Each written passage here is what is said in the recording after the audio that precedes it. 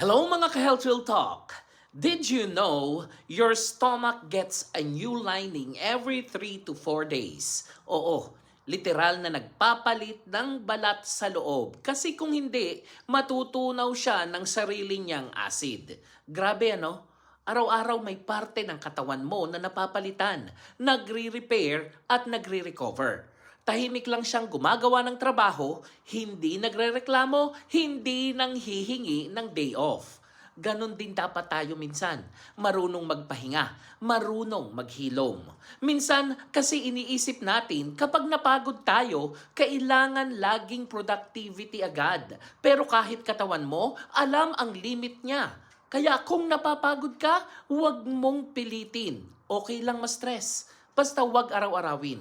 Bigyan mo rin ng time yung sarili mong mag-renew tulad ng tiyan mo. Imagine that kahit sa loob mo, may mga parte na nagsasabing, sige lang, pahinga lang, saglit, bukas bago na tayo ulit.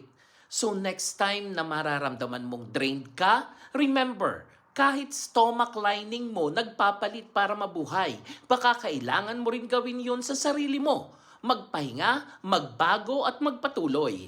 This is your Health Real Talk kasi minsan katawan mo na ang nagtuturo kung paano magmahal sa sarili. Ako po si Arlene para sa Health Real Talk. Have a nice day everyone.